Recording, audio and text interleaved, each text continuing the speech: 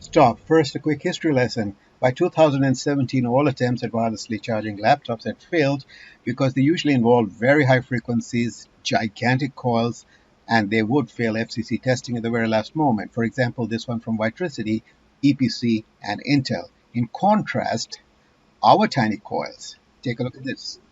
This little coil could have been in a speaker, in a power bank, as I'm showing here. Use your imagination, but you do not want to charge the laptop from under it.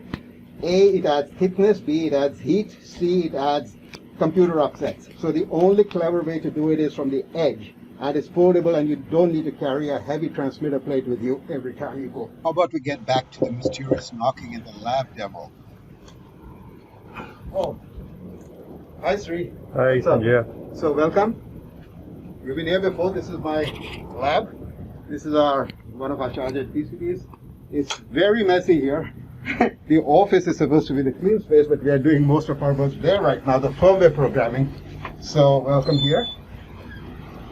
And this is our setup here. So that's our logo there on the wall. And we have got one of our brightest engineers sitting here. A few others are also around somewhere. And one is in Germany, as you might know. This is a transmitter board with two coils. It can be used for edge charging. So this is a receiver board with a meter attached, so you can see how much power you're getting. Then here you can switch over to laptop, lamps, or a combination. All the oscilloscope waveforms are coming here. This is the power supply. This is a current lamp. There's a laptop, HP laptop, which will charge. And this is another power bank where you can attach the coil on the side with our transmitter board. And just to give you an idea, if I put this here, you will see the red light has gone up. That is our foreign object detection. Okay, so it's all active, and it goes back. It knows I have removed the coil.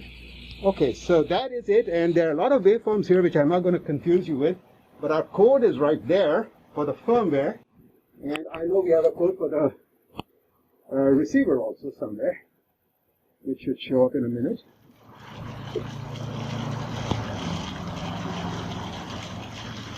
So because of COVID-19 times, we are trying not to look over each other's shoulders. And we get a lot of work done this way. So it's a working engineer setup, what we're going to show you. This is the code. And it is extremely complex. Can you show us how many lines of code are there on this? Okay, so somebody is going to scroll here, and this goes on to, I think, 4,000 lines or something, 5,000 lines. It's the STM32 project, as you can see. Now, if you look at the screen there, it's actually showing you three things. It is showing you the frequencies. We do three pings, and you see the frequencies are very close, within 250 hertz, which is our resolution at this point, which is enough for this purpose. But we are improving that also. So the three pings are in real time giving you three identical frequencies which you expect, so it's noise free. Now if I put a coin here, this is a coin. Watch the frequencies change as I put this. You saw that changing? That's part of our patent. And if you look closely, our FOD light will go on as I showed you. Okay, so this is what happens with our intelligent tracking. This is our frequency. On the right side is the receiver code in a particular RX mode in which there is communication and all sorts of things. It's a cheap microcontroller which you can incorporate in an HP laptop or tools or phones or whatever. That is a one-to-one mode, whereas we also have the general purpose mode, which is shared mode. and you can see this is active, fully active. This is about 20 watts. And you can actually put, now if you do something very fast, you saw the red light come on, that's our FOD proprietary. We have many levels of FOD, so it went back saying it's okay. And you can actually put multiple receiver modes. So you can see there are many modes here. So this is one of the modes. We also do Qi, dual Qi, which we'll demonstrate at some other time. So this is a power bank, and you can use it to charge a laptop in our 1-to-1 mode, which gives much higher power. And here you are seeing some sweeps here, and I'm going to start explaining to you what we are seeing here. Okay, so first we are going to show you a 12-volt CE-RX mode, which is the 1-to-1 mode. This is a 20-watt lamp, LED load, and the waveforms are all there. And you should also look at the screen there. There are a lot of values coming out there. Can you scroll up and show me the frequencies? Okay, these are the 3 ping frequencies, which I told you are very similar within 250 Hertz, in fact exactly identical. And this is basically an open frequency system. So we are the only people which actually track the resonant frequency. It's in kilohertz. So it's 131 kilohertz, well below the 150 kilohertz EMI region where the testing starts. So we are in a very safe region. And it's continuously sweeping. So it is constantly updating. We're not doing anything to the cursor. This is a live update going on. It is running through this Discovery slowdowns. This Discovery microcontroller kit is connected to it with a lot of wires, and it's going to our brilliant engineer's laptop here. Okay, so that's what we have. And now we are going to show you that this receiver, which is actually very simple, it's just configurable for lab testing. It's got a simple coil here, you know, our proprietary receiver coil, and we put a meter just to make it stand, and so you can verify that we are not playing tricks with you. And there's a current clamp here, which is, by the way, this one, and it is on the 100 millivolt scale, so it'll be 1 ampere per vertical division. And we have connected this to this, which is our 12-volt lamp, but this is now coming through our 1-to-1 receiver board, which the earlier one did not have. This was the simplicity of the earlier one. It had a simple coil, that's it, and it can support multiple modes, but we keep it at low power. For high power, this is the recommended one for tools, laptops, phones. All right, so I'm going to put the coil next to it, and I'm going to also focus. I'm going to start my camera, and I'm going to start showing you what happens to, this is a separate camera, and I'm going to focus more on the meter here. And you can see the screen here, which is updating. And now watch how the frequency will change as I place my coil close to this transmitter. Okay, you see the lights change, it detected it right away. It does a reset for various reasons which I don't want to get into right now.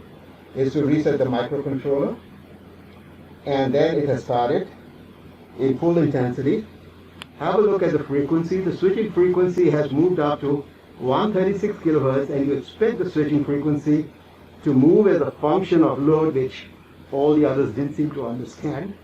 The phase is 445 out of 1000, which is 44.33%, right? Yes, it's only 4% because of the light load we have. The input, as you know, is 15 volts.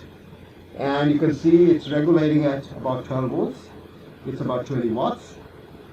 And this is the input. Okay, so for a tiny coil, there's very low coupling.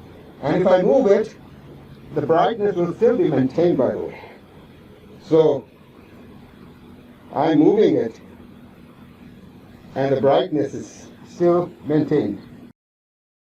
This time I've removed this load, 12 volts load, And I had put this two 12-volt huge power lamps in series and adjusted a jumper setting on this for 24 volts for the microcontroller, because we keep the same firmware code for any device, and just with a microcontroller, same firmware, we can cater to any device just by changing the voltage divider on the microcontroller. So that's the trick, and now it's going to regulate it. So you see it is still in the waiting mode, the pinging mode, and now we are going to, this little coil could be on the edge of a laptop, for example, at the back, and you watch what happens. Stop. Did you see that? Let me play it in slow motion. The receiver coil slid down the transmitter coil, but I took no trouble in trying to put it back in the center to show you high power. I just didn't care. The power is going to be awesome anyway. And the reason is that we alone track the changes in the resonant frequency peak as a function of load and alignment, and we compensate for that every 10 milliseconds. Nobody does that. That is the 5,000 or 10,000 lines of secret sauce that I showed you earlier. Please keep that in mind. This was an inadvertent slip, but it tells you a lot about our technology. Thank you. I've left the coil. Watch the light. It is ramping up. The green is the voltage. It's ramping up. It has reached 75 watts and 25, 26, 25, 24, 75 watts. Okay? Fair enough. Next part of it is we have connected the laptop and the lamp in parallel. The reason is our customer wanted to see 75 to 90 watts, but the laptops we have are about 45 watts, and the modern laptops have a third mysterious sense winding which we didn't want to get into, so we have an older laptop with only a 2-wire adapter, and it was suitable for 45 watts, whatever we found lying around. But this same principle can be, we're trying to show you, can go into a laptop with 100 watts easily, and we're going to show that, and it's all from still a 15 volt input.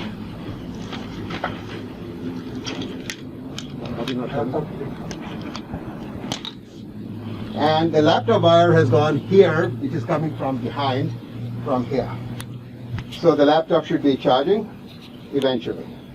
Now let me, but you're not seeing any current. Are you running it? No, I didn't run it. Yeah, run it. Okay, so we are running it, and you're seeing all the messages on the screen. It'll tell you in real time the switching frequency. As it's pinging, you can see that. And you'll see the frequency change as we start tracking it. And the waveforms will also change as I now place my tiny coil on this. And you see it has already detected something has been put. It did a reset, and it's coming on. And now it has started up.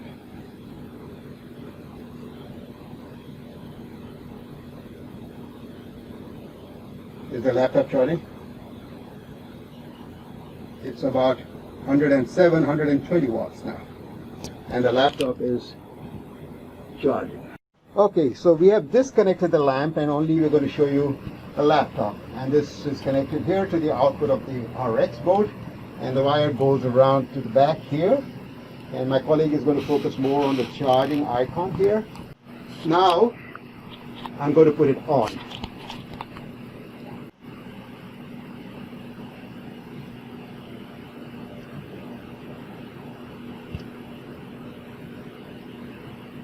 Flickering light indicates communication.